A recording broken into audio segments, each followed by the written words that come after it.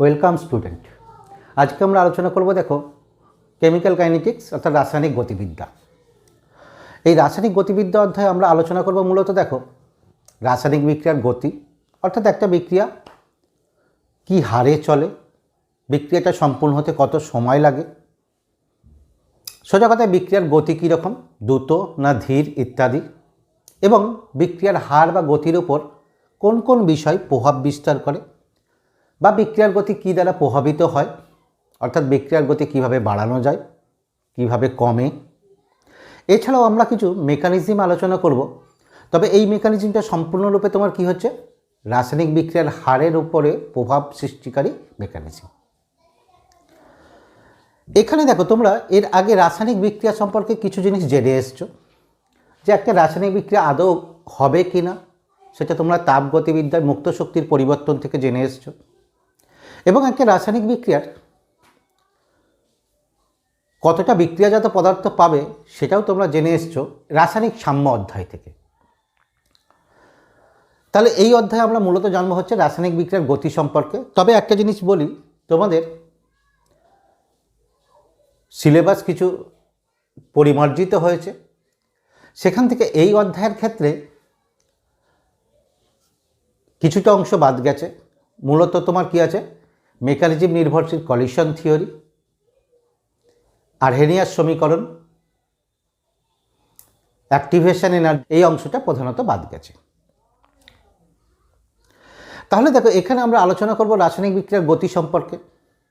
বিক্রিয়ার গতি বা বিক্রিয়ার হারের উপর নির্ভর করে রাসায়নিক বিক্রিয়াকে তিন প্রকারে আমরা বিভক্ত করতে পারি, অর্থাৎ গতির উপরে নির্ভর করে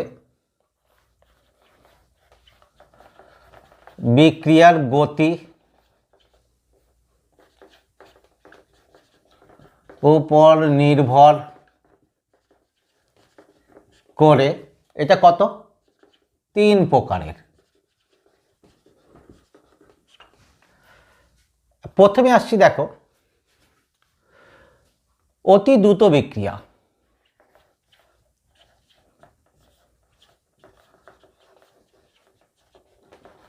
অতি দ্রুত বিক্রিয়া বা ভেরি ফাস্ট রিয়াকশন।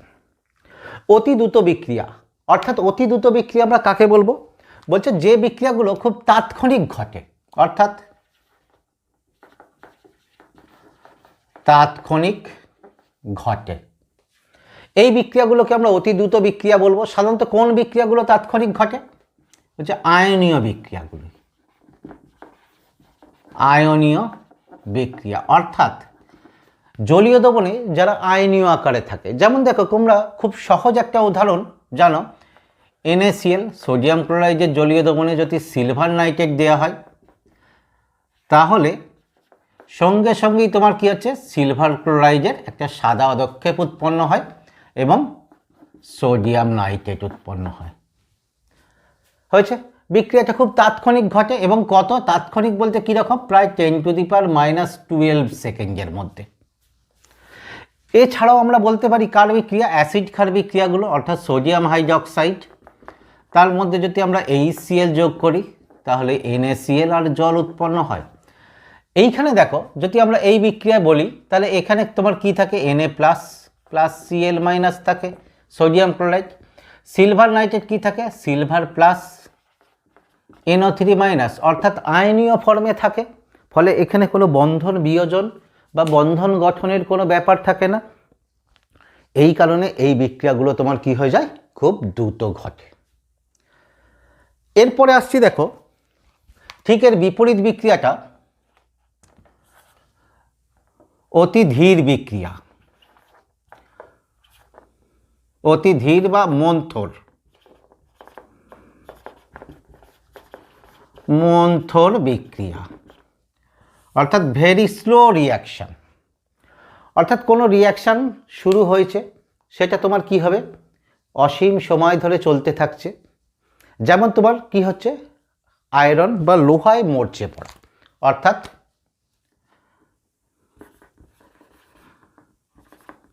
লোহার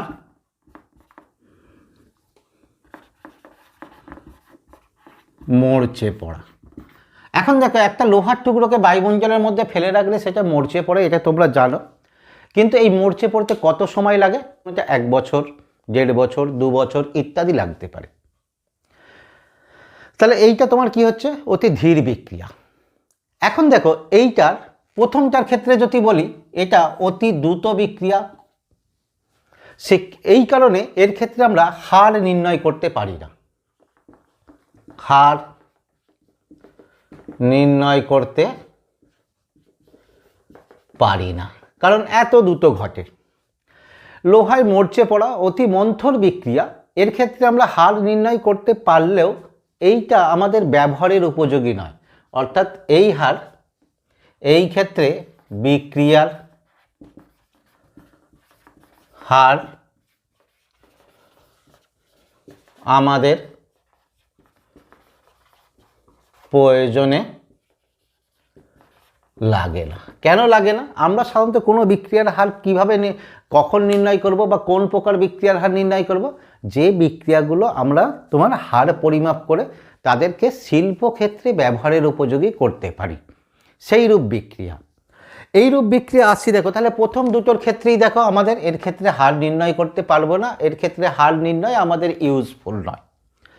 থার্ড অর্থাৎ তৃতীয় প্রকারের বিক্রিয়া, মধ্যম গতির বিক্রিয়া বা মডারেট রিয়াকশন রেট। মধ্যম গতির বিক্রিয়া, মডারেট রিয়াকশন রেট বা মডারেট রেট রিয়াকশন। মধ্যম গতির বিক্রিয়া, যে বিক্রিয়াগুলো তোমার কি হয়, অপেক্ষাকৃত তোমার কি আছে, খুব দ্রুতও নয়, অতি মন্থরও নয়, মাঝামাঝি একটা প্রক্রিয়া, সেই প্রক্রিয়াকেই বলবো তোমার কি হচ্ছে, আমরা মধ্যম গতির বিক্রিয়া।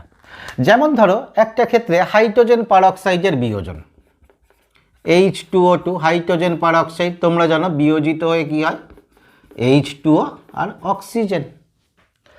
বা তোমার কি হচ্ছে, নাইট্রোজেন হাইড্রোজেন বিক্রিয়া করে কি হয়, 2 অণু অ্যামোনিয়া উৎপন্ন হয়। সাধারণত যে কোন বিক্রিয়াগুলো, যে বিক্রিয়াগুলো আণবিক বিক্রিয়া, আণবিক বিক্রিয়া অর্থাৎ যে বিক্রিয়াগুলোর ক্ষেত্রে, অর্থাৎ আরো একটু পরিষ্কার বললে সমযোজী যৌগের বিক্রিয়া, অর্থাৎ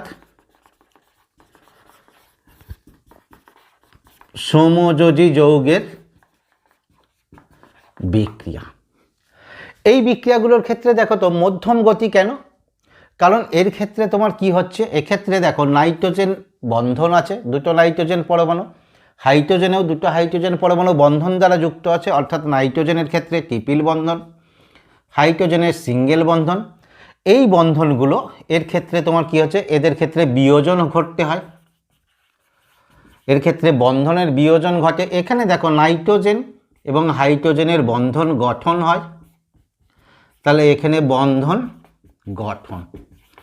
এই বন্ধন বিয়োজন এবং বন্ধন গঠন হওয়ার জন্য এক্ষেত্রে বেশ কিছুটা সময়ের প্রয়োজন লাগে, সেই জন্য এই বিক্রিয়াগুলো তোমার কি হচ্ছে, অপেক্ষাকৃত ধীর গতিতে ঘটে বা বলতে পারি মডারেট গতিতে ঘটে। এবং এই বিক্রিয়াগুলোই দেখবে সাধারণত আমরা বিভিন্ন শিল্পক্ষেত্রে প্রয়োগ করি, সেই জন্য এই বিক্রিয়ার গতিগুলোকে আমাদের নির্ণয় করতে হবে। তাহলে দেখো এখানে মোটামুটি বিক্রিয়ার গতির উপরে নির্ভর করে আমরা বিক্রিয়াগুলোকে 3টে শ্রেণীতে ভাগ করেছি।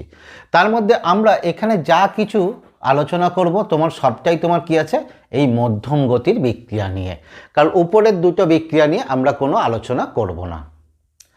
তাহলে এখন দেখো এবার আমাদের আলোচনা করতে হবে বিক্রিয়ার গতি বা বিক্রিয়ার হার কাকে বলছি। তাহলে এবার শুরু করি। দেখো বিক্রিয়ার হার বা রাসায়নিক বিক্রিয়ার her or rate of reaction, rate of reaction অর্থাৎ বিক্রিয়ার হার আমরা কাকে বলবো। বলছি দেখো বিক্রিয়ার হার আমরা কাকে বলবো বা কি দ্বারা পরিমাপ করব, সময়ের সঙ্গে বিক্রিয়ক বা বিক্রিয়াজাত পদার্থের গাঢ়ত্বের পরিবর্তনই হলো বিক্রিয়ার হার। অর্থাৎ তাহলে আমরা কি বলতে পারি, সময়ের সঙ্গে বিক্রিয়ক বা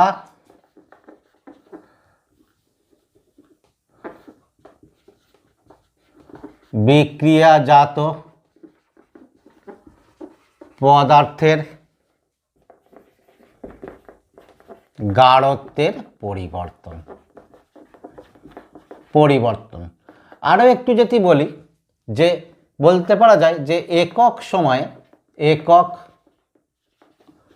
সময়ে গাঢ়ত্বের মানে বিক্রিয়ক বা বিক্রিয়াজাত পদার্থের গাঢ়ত্বের পরিবর্তন। এইটা ধরে নাও কোনো একটা রাসায়নিক বিক্রিয়া, এ প্রোডাক্ট হচ্ছে বি। এখন দেখো বিক্রিয়ার শুরুতে অর্থাৎ T1 সময়ে এর গাঢ়ত্ব হচ্ছে কনসেন্ট্রেশন অফ A1, বি এর গাঢ়ত্ব হচ্ছে কনসেন্ট্রেশন অফ B2 B1। কিছু সময় পরে T2 সময়ে এর গাঢ়ত্ব হলো কনসেন্ট্রেশন অফ A2, বি এর গাঢ়ত্ব হলো কনসেন্ট্রেশন অফ B2। এখন দেখো এই সময়ের ব্যবধানে অর্থাৎ T2 minus T1 equal to দিলাম ডেল্টা টি সময়ে এর গাঢ়ত্বের পরিবর্তন কি হবে? গাঢ়ত্বের পরিবর্তন কি হবে? That is concentration of A2 minus concentration of A1 by T2 minus T1। और কি বলতে পারি? দ্যাট ইজ ডেল্টা, এদের পার্থক্যটা delta concentration of A by delta T. এর মানটা কি আসছে দেখো, মানটা আসছে নেগেটিভ। ঠিক একইভাবে ডেল্টা টি সময় বি এর গাঢ়ত্বের পরিবর্তন কি বলতে পারি?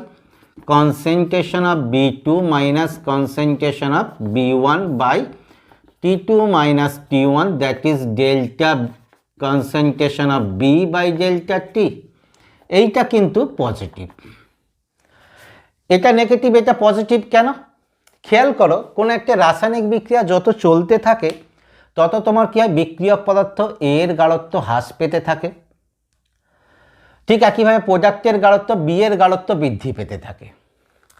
তাহলে এখানে আমরা কি বলতে পারি? এর গাঢ়ত্ব যখন হ্রাস পেয়েছে অর্থাৎ তোমার কি বলতে পারি? That is concentration of A1 greater than concentration of A2। তাহলে A2টা যখন ছোট এর মানটা কি আসবে? নেগেটিভ। ঠিক একইভাবে এখানে যখন বিক্রিয়া চলতে থাকে বি এর গাঢ়ত্ব বাড়তে থাকছে অর্থাৎ আমরা বলতে পারি concentration of B1 less than concentration of B2। তাহলে B2টা যখন বড় এর মানটা কি আসবে? পজিটিভ। এখন দেখো এই বিক্রিয়ার ক্ষেত্রে তোমরা কি দেখছো? 1 মোল A 1 মোল B তে রূপান্তরিত হয়, অর্থাৎ 1 মোল A যদি বিয়োজিত হয় তাহলে 1 মোল B উৎপন্ন হবে। তাহলে এখান থেকে আমরা কি বলতে পারি? যে A এর গাঢ়ত্ব হ্রাস সমানে কি হবে? B এর গাঢ়ত্ব বৃদ্ধি সমান, কারণ যত মোল A বিক্রিয়া করবে তত মোলই B উৎপন্ন হবে। তাহলে বিক্রিয়ার হার বা রেট, যেটাকে আমরা R দ্বারা চিহ্নিত করছি। তবে এখানে দেখো তোমাদের আরেকটা কথা এখানে বলে দিই, যেটা আমি পরে আবার বলবো। এই যে বিক্রিয়ার হার নির্ণয় করছি এটা প্রকৃতপক্ষে তোমার কি আছে? বিক্রিয়ার গড়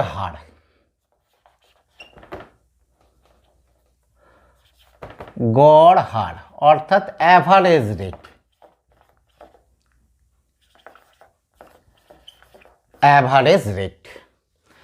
গড় হার শুধু এইটুকু জেনে রাখো, এটা গড় হার। আমরা গড় হারটা কি সেটা নিয়েও আলোচনা করব। তাহলে এটা হলো তোমার কি আছে? Average rate. তাহলে কি হচ্ছে? সময়ের সঙ্গে এর গাঢ়ত্বের পরিবর্তন, দ্যাট ইজ তোমার কি হবে? Minus delta A by delta T হয়েছে। এর আগে তোমার কি হবে? নেগেটিভ হবে। কেন হবে? কারণ এর মানটা কি আসছে? নেগেটিভ, কিন্তু বিক্রিয়ার হার নেগেটিভ হবে না, বিক্রিয়ার হার পজিটিভ, সেই জন্য এখানে নেগেটিভ বসানো হলো। কি কারণে? যেহেতু এর মানটা নেগেটিভ, হারটাকে পজিটিভ করার জন্য এখানে মাইনাস বসানো হলো। সমানে কি হবে concentration of change of concentration B by delta T, এটা পজিটিভ, না বসালেও হবে, এটা পজিটিভ, কারণ কি এ নিজেই পজিটিভ, ফলে বিক্রিয়ার হার পজিটিভ। তাহলে দেখো বিক্রিয়ার হারটা তোমাদের এখান থেকে বিক্রিয়ার হারটা বোঝা গেছে। এখন দেখো বিক্রিয়ার হার যখন বোঝা গেছে এখানে, তাহলে বিক্রিয়ার হারের এককটাও বলে দিই আগে। এইখানে অর্থাৎ দেখো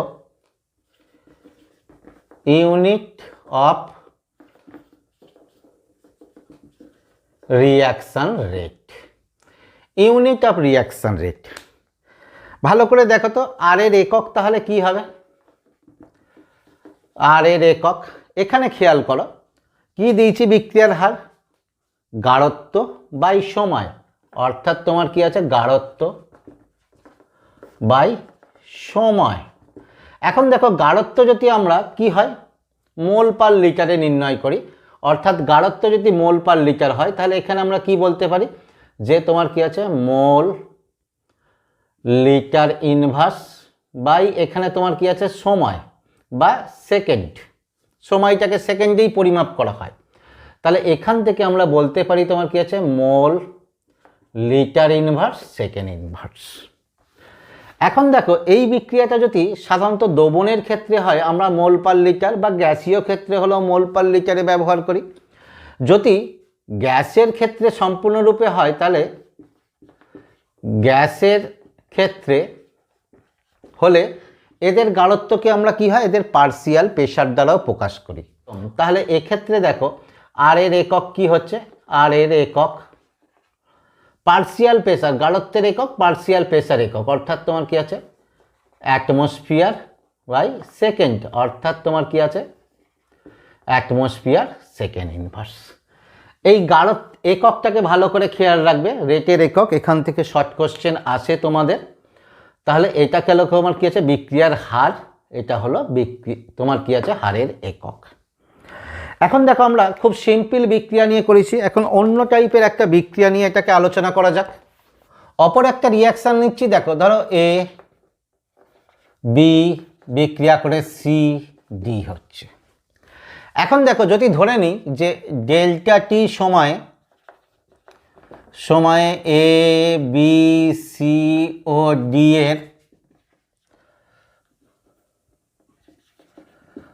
এর গাঢ়ত্বের পরিবর্তন যদি তোমার কি হয় delta A delta B delta C ও ডেল্টা ডি হয়, গাঢ়ত্বের পরিবর্তন যদি এটা হয়, বিক্রিয়াটা খেয়াল করো 1 মোল এ 1 মোল বি এর সঙ্গে বিক্রিয়া করে 1 মোল সি 1 মোল ডি হচ্ছে। তাহলে ধরো যদি 1 মোল এ বিয়োজিত হয় তাহলে 1 মোল বিও বিয়োজিত হবে, তাহলে প্রোডাক্টে কি হবে 1 মোল সি এবং 1 মোল ডি উৎপন্ন হবে। অর্থাৎ এক্ষেত্রে আমরা বলতে পারি যে এর গাঢ়ত্বের হ্রাস ইকুয়াল টু কি হবে, ইকুয়াল টু হবে বি এর গাঢ়ত্বের হ্রাস ইকুয়াল টু কি হবে সি এর গাঢ়ত্ব বৃদ্ধি ইকুয়াল টু কি হবে ডি এর গাঢ়ত্ব বৃদ্ধি। তাহলে বিক্রিয়ার হার আর রেট অ্যাভারেজ কি হবে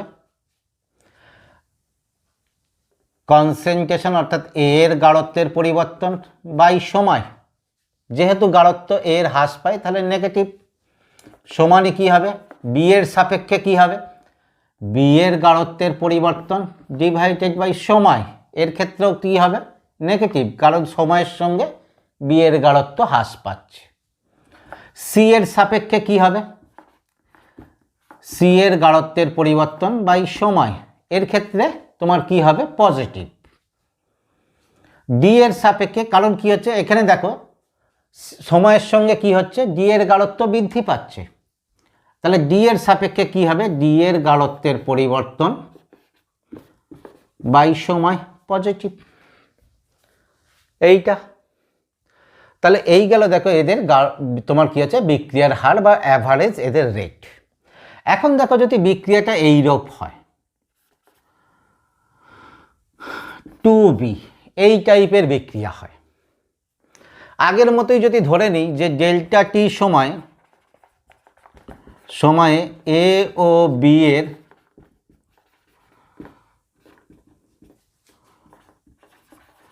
গাঢ়ত্বের পরিবর্তন কত, ডেল্টা এ ও ডেল্টা বি। যদি গাঢ়ত্বের পরিবর্তন দেখো এই ডেল্টা এ ও ডেল্টা বি হয়, এখানে খেয়াল করো বিক্রিয়াটা একটু অন্যরকম দিয়েছি। আগেরগুলোর ক্ষেত্রে বিক্রিয়ার ক্ষেত্রে কী ছিল, কোনো স্টয়চিওমেট্রিক কোএফিসিয়েন্ট ছিল না। এখানে কিন্তু বিক্রিয়ার মোল সংখ্যা অর্থাৎ স্টয়চিওমেট্রিক কোএফিসিয়েন্ট আছে। আগের বিক্রিয়াগুলোর কি ছিল, 1 মোল এ 1 মোল বি এর সঙ্গে বিক্রিয়া করে 1 মোল সি 1 মোল ডি হচ্ছে। এখানে দেখো 1 মোল এ যদি বিয়োজিত হয় তাহলে 2 মোল বি উৎপন্ন হবে। তাহলে এখানে দেখো এইটা আমি কখনোই লিখতে পারবো না যে তোমার কি আছে এর গাঢ়ত্বের হ্রাস ইকুয়াল টু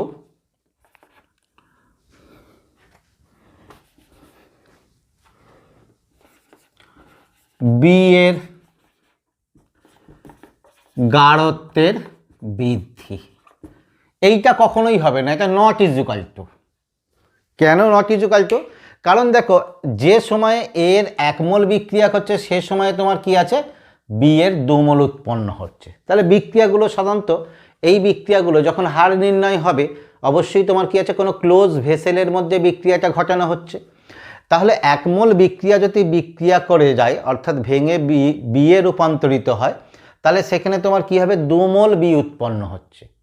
তাহলে এর গাঢ়ত্ব যতটা হ্রাস হবে বি এর গাঢ়ত্ব তার দ্বিগুণ বৃদ্ধি পাবে। ফলে এর আগের মতোই এর গাঢ়ত্বের হার এটা হ্রাস হবে, হ্রাস। তাহলে এর গাঢ়ত্বের হ্রাস সমানে কি হবে, বি এর গাঢ়ত্বের বৃদ্ধি হবে না, কারণ এইটার তুলনায় এইটা দ্বিগুণ। তাহলে যদি আমাকে সমান করতে হয়, ভালো করে বোঝো এইখানটা, এইটার তুলনায় এটা হচ্ছে দ্বিগুণ, বি এর গাঢ়ত্বের বৃদ্ধি দ্বিগুণ, তাহলে এটা দ্বিগুণ। তাহলে একে যদি আমাকে সমান করতে হয় তাহলে আমাকে কি করতে হবে, এইটাকে 2 দিয়ে গুণ করতে হবে। তাহলে এখন দেখো বিক্রিয়ার হার কি হবে, হার আর অ্যাভারেজ কি হবে 2 ইন্টু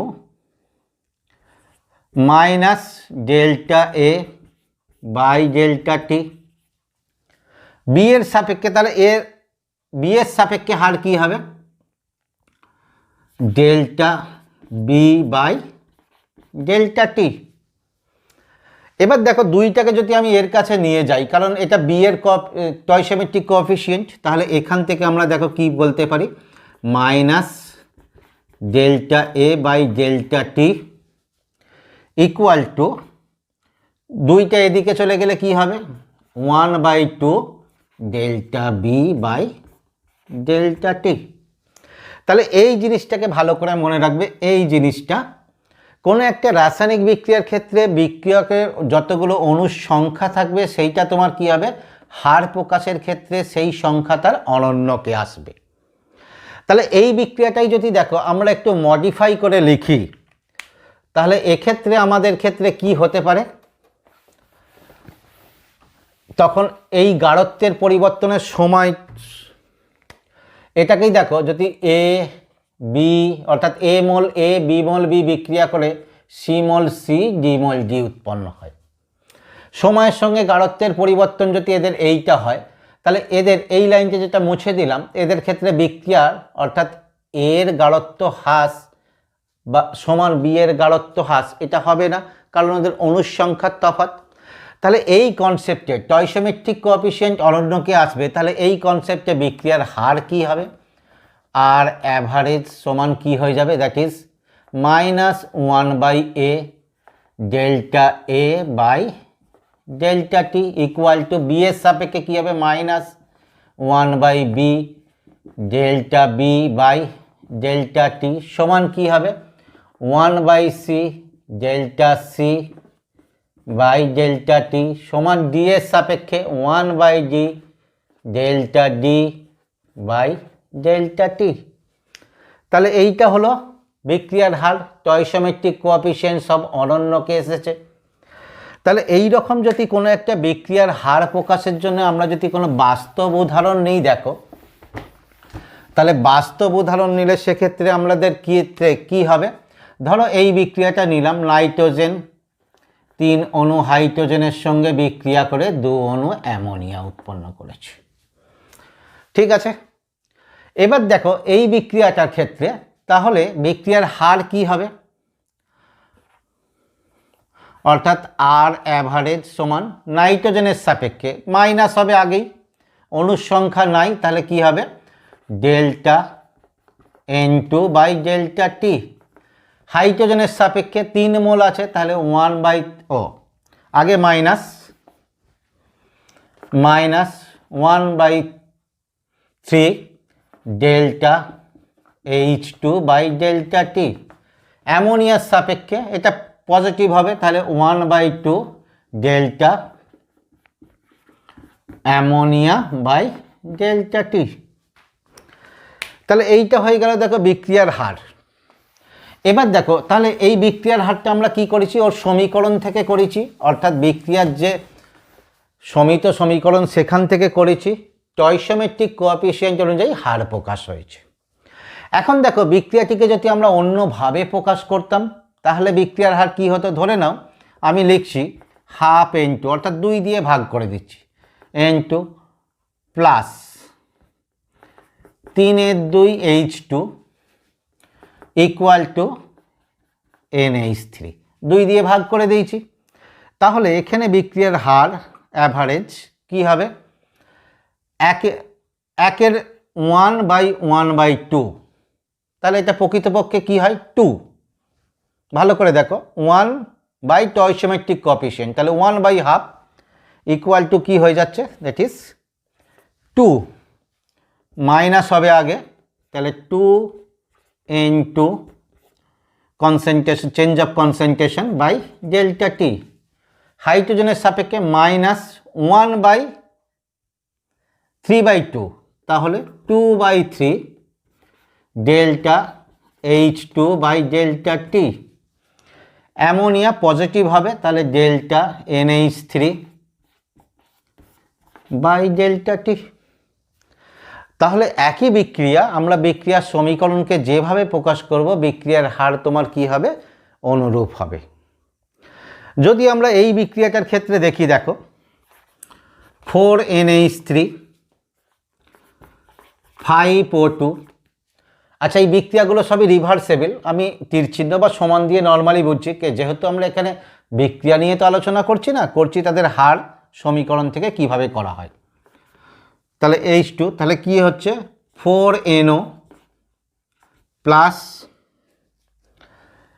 6H2O। তাহলে এক্ষেত্রে দেখো হার রেট অ্যাভারেজ কি হয়ে যাবে, মাইনাস অ্যামোনিয়ার সাপেক্ষে minus 1/4 delta NH3 by delta T equal to অক্সিজেনের সাপেক্ষে minus 1/5 delta O2 by delta T. NO সাপেক্ষে পজিটিভ হবে 1/4 ডেল্টা NO বাই ডেল্টা টি।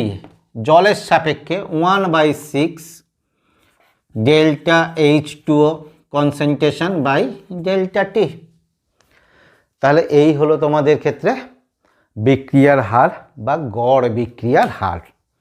এবং এর ক্ষেত্রে আমরা ইমাজিনারি বিক্রিয়া নিয়েও দেখিয়েছি, বাস্তব বিক্রিয়া নিয়েও আমরা এদের ক্ষেত্রে হার দেখালাম। তাহলে বিক্রিয়ার হার বোঝা গেছে। এরপরে দেখো আমরা আসব যে আলোচনা করছিলাম বা আলোচনা করতে গিয়ে যেটা বলছিলাম যে গড় বিক্রিয়ার হার। তাহলে গড় বিক্রিয়ার হার এবং তাৎক্ষণিক বিক্রিয়ার হার নিয়ে আমরা এবার আলোচনা করব। এবার আসছি দেখো গড় বিক্রিয়ার হার বা বিক্রিয়ার বিক্রিয়ার গড় হার और एवरेज रेट।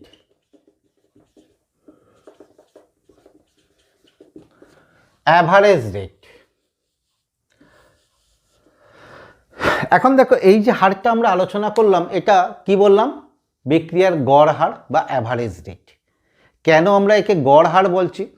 বলছে দেখো গড় হার আমরা কাকে বলছি, যেটা একটা নির্দিষ্ট সময়ের ব্যবধানে পরিমাপ করা হয়, অর্থাৎ নির্দিষ্ট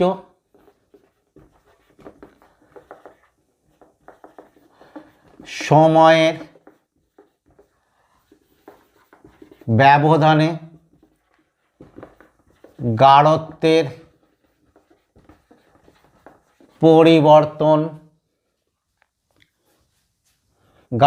পরিবর্তন দ্বারা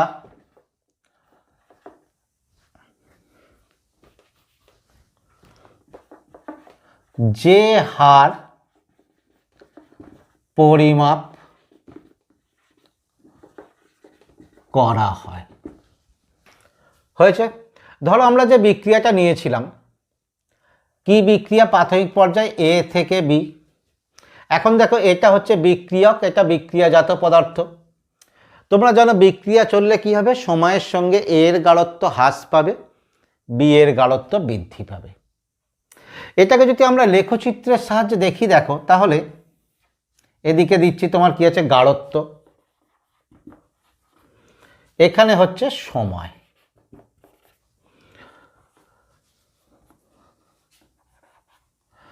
তাহলে প্রাথমিক অবস্থায় বিক্রিয়ক পদার্থ এর গাঢ়ত্ব বেশি, ধরে নিলাম এই জায়গাতে আছে। যত সময় যাচ্ছে এর গাঢ়ত্ব কমছে, কমতে কমতে একটা সমান্তরাল পথে আসবে। কারণ তোমার কি আছে, গাঢ়ত্ব কমতে কমতে তোমার কি হবে, একটা নির্দিষ্ট গাঢ়ত্ব আসার পরে তোমার কি হবে, আর কমবে না। কারণ এই জাতীয় বিক্রিয়াগুলো উভমুখী বিক্রিয়া। সাধারণত উভমুখী বিক্রিয়া সম্পূর্ণ হলেও সাধারণত ধরে নেওয়া হয় যে একদম পুরোপুরি বিক্রিয়ক পদার্থ বিক্রিয়াজাত পদার্থে রূপান্তরিত হয় না। তাহলে বি এর ক্ষেত্রে কি হবে, গাঢ়ত্ব প্রথমে ছিল না, শূন্য, সেখান থেকে গাঢ়ত্ব আস্তে আস্তে বাড়বে, এই রূপ বাড়তে থাকবে এবং সমান্তরালভাবে আগাবে। অর্থাৎ বিক্রিয়াজাত পদার্থ বি এর গাঢ়ত্ব বাড়তে বাড়তে একটা নির্দিষ্ট গাঢ়ত্বে যাওয়ার পরে আর গাঢ়ত্বের বৃদ্ধি ঘটে না, কারণ এ সম্পূর্ণরূপে বিক্রিয়াজাত পদার্থ বিতে রূপান্তরিত হয় না। যদিও কোনো একটা এইরূপ বিক্রিয়াকে শেষ হয়েছে ধরে নেওয়া হয়, সাধারণত 98% বিক্রিয়ক পদার্থ বিক্রিয়াজাত পদার্থে রূপান্তরিত হলে ধরে নেওয়া হয় যে বিক্রিয়াটা শেষ হয়েছে। এবার ধরে নাও এইখানে আমি দিচ্ছি সময়, এটা হচ্ছে T1, এটাকে দিলাম, আচ্ছা এইটাই দিলাম কি হচ্ছে T2। এই T1 সময়, এখানে দেখো T1 সময় এখানে এ এর গাঢ়ত্ব কি হচ্ছে, that is concentration of A1। T2 সময়ে এর গাঢ়ত্ব কনসেন্ট্রেশন অফ A2। এখানে দেখো বি এর গাঢ়ত্ব কি, B1, এখানে কি হচ্ছে B2। এই এখন দেখো এই যে আমরা করছি এই সময়ের ব্যবধানটা কি, ডেল্টা টি। এখান থেকে দেখো এদের ক্ষেত্রে এর গাঢ়ত্বের পরিবর্তন, এ এর ক্ষেত্রে কত, ডেল্টা এ। সেই অনুযায়ী আমরা হার কি করছি, দ্যাট ইজ আর অ্যাভারেজ কি করছি, এটার জন্য হার কমছে minus delta A by delta T. এখানে দেখো বি এর গাঢ়ত্বের ক্ষেত্রে দেখো বি এর গাঢ়ত্বের পরিবর্তন এই সময়ে কত হয়েছে, দ্যাট ইজ ডেল্টা বি। তাহলে বি এর সাপেক্ষে আমরা কি করছি, positive delta B by delta T, এইটা আমরা করে এসেছি।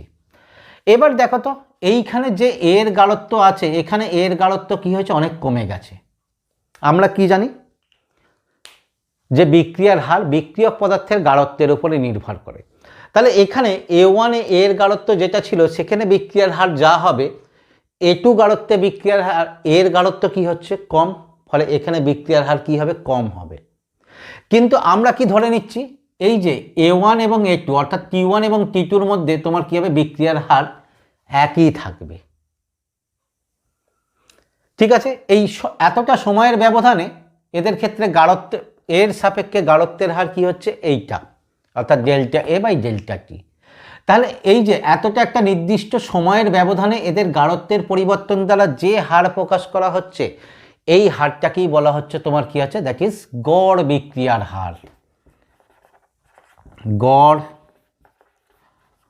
বিক্রিয়ার হার বা বিক্রিয়ার গড় হারও বলতে পারি, হয়েছে। কিন্তু এখানে দেখো এই যে গড় বিক্রিয়ার হার আমরা যেটা পরিমাপ করছি সেটা কিন্তু প্রকৃতপক্ষে পরিমাপটা সঠিক নয়। কেন সঠিক নয় এইমাত্রই বললাম যে এই দুটো জায়গাতে বা এর মধ্যে সব জায়গাতে এর গাঢ়ত্ব সমান নয়, ফলে বিক্রিয়ার হার যেহেতু এখান থেকে এখানে এর গাঢ়ত্ব কমতে থাকছে, তাহলে বিক্রিয়ার হার আস্তে আস্তে কমতে থাকবে। কিন্তু গড় হারে কি প্রকাশ করছে, এইটার মধ্যে বিক্রিয়ার হারটা একই থাকবে, কিন্তু বাস্তব ক্ষেত্রে সেটা কি হচ্ছে, থাকছে না। সেই জন্য গড় বিক্রিয়ার হারটা পরিমাপ করা তোমার কি হচ্ছে, তোমার সুনির্দিষ্ট বা তোমার কি আছে, সেটা খুব পারফেক্ট না, নিখুঁত না। তাহলে গড় বিক্রিয়ার হার পরিমাপ বা এটা তোমার কি আছে, বিক্রিয়ার হার পরিমাপ। এই বিক্রিয়ার হার পরিমাপ প্রকৃত বিক্রিয়ার হার নয়, অর্থাৎ প্রকৃত হার নয়। তাহলে এই বিক্রিয়ার হারটা যেটা আমরা পরিমাপ করছি, ও বিক্রিয়ার হার পরিমাপ বা এই বিক্রিয়ার হার পরিমাপ কি আছে, যেটা প্রকৃত বিক্রিয়ার হার নয়। তাহলে এর ক্ষেত্রে দেখো যেহেতু প্রকৃত বিক্রিয়ার হার নয়, সেই জন্য আমাদের ক্ষেত্রে তোমার কি আছে, এইটা পরিমাপ না করে আমাদের তাৎক্ষণিক বিক্রিয়ার হার পরিমাপ করতে হবে। তাহলে তাৎক্ষণিক বিক্রিয়ার হার, এই তাৎক্ষণিক বিক্রিয়ার হারটা কি বলছে, তাৎক্ষণিক বিক্রিয়ার হার হচ্ছে কোনো একটা নির্দিষ্ট মুহূর্তে, ভালো করে খেয়াল করো, নির্দিষ্ট মুহূর্তে বিক্রিয়ার হার, বিক্রিয়ার হার, নির্দিষ্ট মুহূর্তে বিক্রিয়ার হার। আগেরটা কি ছিল দেখো, আগেরটা ছিল গড় বিক্রিয়ার হারটা কি ছিল, নির্দিষ্ট সময়ের ব্যবধানে বিক্রিয়ার হার। এটা হচ্ছে দেখো নির্দিষ্ট মুহূর্তে বিক্রিয়ার হার, অর্থাৎ কোনো একটা বিক্রিয়া, আগেরটাই যদি আমি ধরে নিই এ থেকে বি, তাদের যে লেখচিত্র করেছিলাম দেখো এখানে তোমার কি আছে, সময়, এদিকে গাঢ়ত্ব। তাহলে এর গাঢ়ত্বের পরিবর্তন কি ছিল, এইটা, বি এর গাঢ়ত্বের পরিবর্তন ছিল এইটা। তাহলে এটা তোমার কি ছিল, দ্যাট ইজ বি এর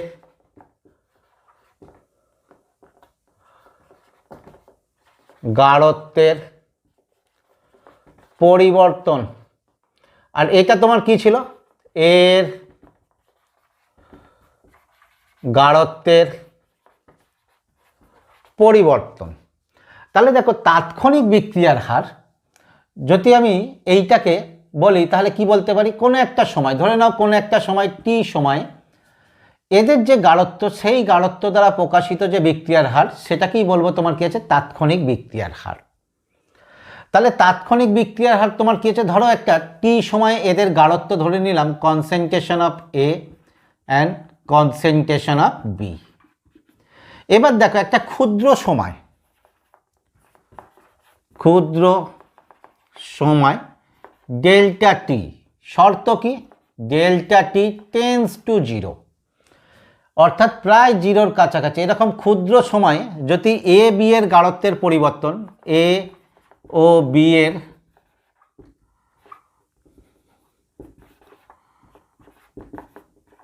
গাঢ়ত্বের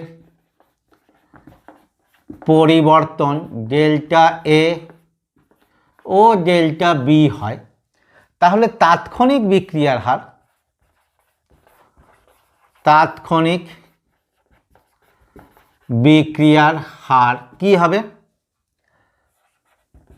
limit delta T tends to zero minus এর সাপেক্ষে যা ছিল তাই হবে, অর্থাৎ এর সাপেক্ষে কি ছিল, that is delta A by delta T. B এর সাপেক্ষে কি হবে, আগের মতোই, limit delta T tends to zero change of B by delta T. এইটা শুধু এখানে বাড়তি কি হয়েছে, delta T tends to zero, অর্থাৎ প্রায় জিরোর কাছাকাছি।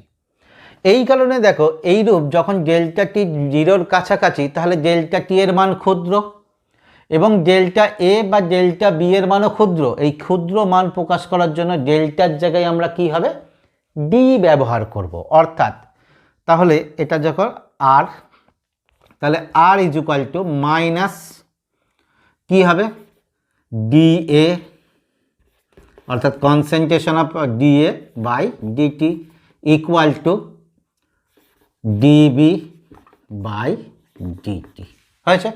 তাহলে এই ক্ষুদ্র পরিবর্তনকে বোঝাতে আমরা ডেল্টার জায়গায় কি নিয়ে এলাম ডি নিয়ে এলাম। হয়েছে। তাহলে বিক্রিয়াটা যদি দেখো এরকম থাকে, এ এ বি মোল বি বিক্রিয়া করে সি মোল সি ডি মোল ডি উৎপন্ন হয়, তাহলে হার তাৎক্ষণিক বিক্রিয়ার হার কি হবে এর সাপেক্ষে minus 1/a dA by D T, B এর সাপেক্ষে minus 1/b D B by D T, C এর সাপেক্ষে plus 1/c D C by D T, D এর সাপেক্ষে plus 1/d D by DT. এইটা এখন দেখো এই বিক্রিয়ার হারটা হলো তোমার কি আছে তাৎক্ষণিক বিক্রিয়ার হার। একে আমরা কিভাবে নির্ণয় করতে পারি দেখো,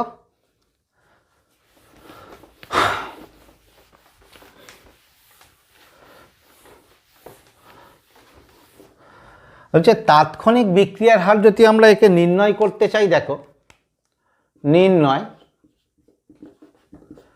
কি হচ্ছে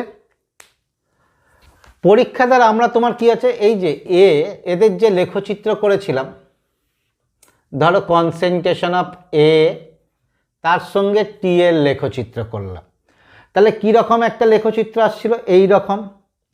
কোনো একটা তাৎক্ষণিক মুহূর্তে ধরো এই মুহূর্তে এই বিন্দু, তাহলে এই পি বিন্দুতে বিক্রিয়ার হার কত হবে বলছে এই যে লেখচিত্রটা আমরা পাচ্ছি একটা সমপরাবৃত্ত আকার, এর যে ট্যানজেন্ট অর্থাৎ স্পর্শক, এই স্পর্শকের যে নতি হবে, অর্থাৎ এই স্পর্শকের এই যে স্পর্শক টানলাম এই স্পর্শকের যে নতি হবে, এর ক্ষেত্রে যে নতি হবে সেটাই হবে তোমার কি আছে তাৎক্ষণিক বিক্রিয়ার হার। হয়েছে। তাহলে এর নতি আমরা তোমার সহজেই ট্যান থিটা দিয়ে নির্ণয় করতে পারি, বা এটাকে যদি আমরা বলি এ বি সি এর সাপেক্ষে দেখো বিক্রিয়ার হার, অর্থাৎ এর সাপেক্ষে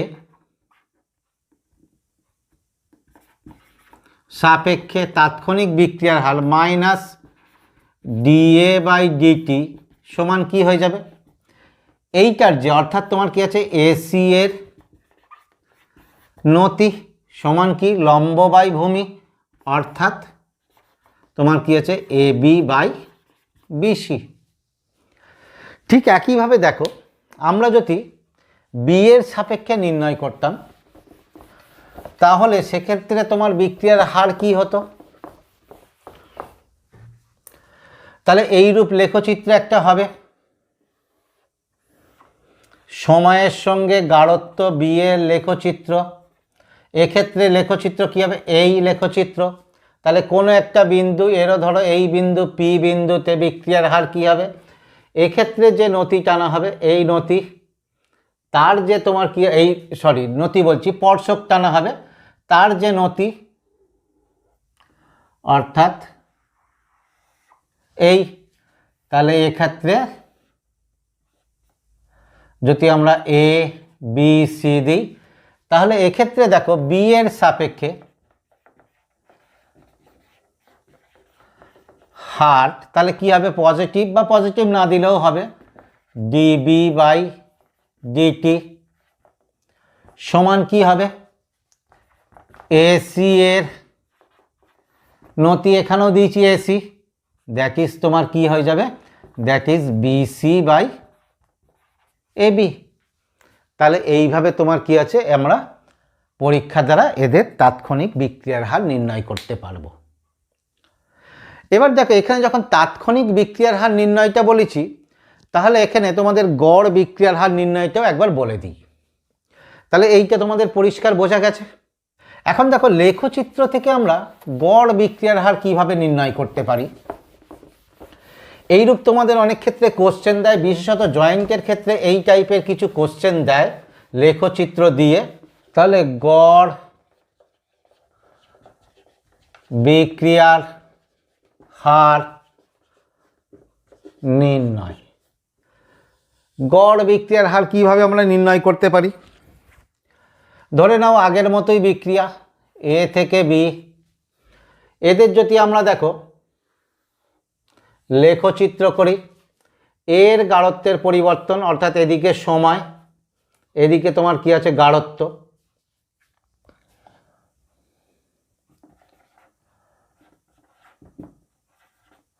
গাঢ়ত্ব এটা এর গাঢ়ত্ব।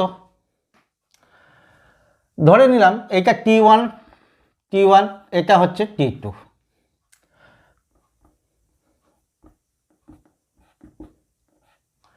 এখন T1 এ দেখো গাঢ়ত্ব কোনটা হচ্ছে, এই গাঢ়ত্ব।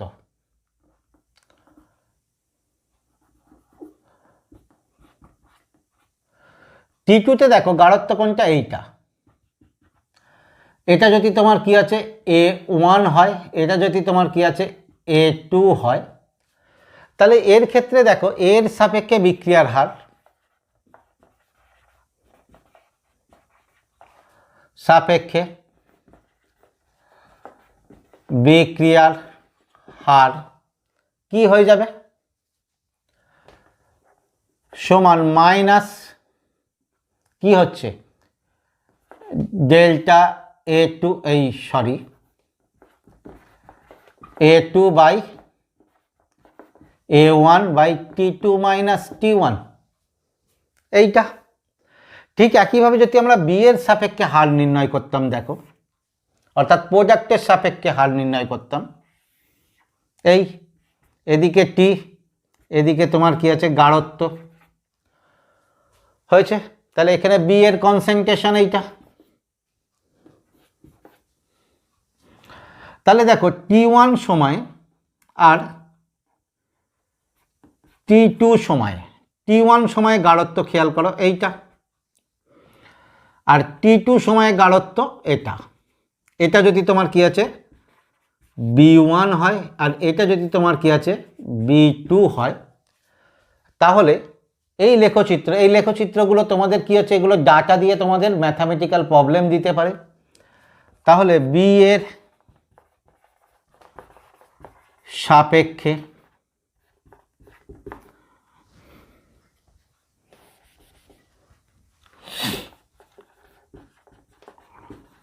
বিক্রিয়ার হার কি হবে, পজিটিভ, দ্যাট ইজ B2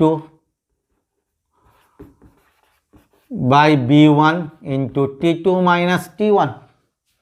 তাহলে এই মানগুলো যদি আমাদের দিয়ে দেয়, T1 T2 দিয়ে দেয়, তাহলে এখানে আমরা লেখচিত্র বা এই B1 B2 যদি জানা থাকে এবং T1 T2 যদি জানা থাকে, তাহলে আমরা লেখচিত্র থেকে এখানে গড় বিক্রিয়ার হার নির্ণয় করতে পারবো। তাহলে এখানে দেখো তোমাদের গড় বিক্রিয়া এবং তাৎক্ষণিক বিক্রিয়ার হার এবং তাদের নির্ণয়ের পদ্ধতি আলোচনা করা হলো, বিক্রিয়ার হার সম্পর্কে আলোচনা করা হলো, এবং এগুলো ম্যাথামেটিক্যাল প্রবলেম কি দিতে পারে সেগুলো সম্পর্কেও বলা হয়েছে।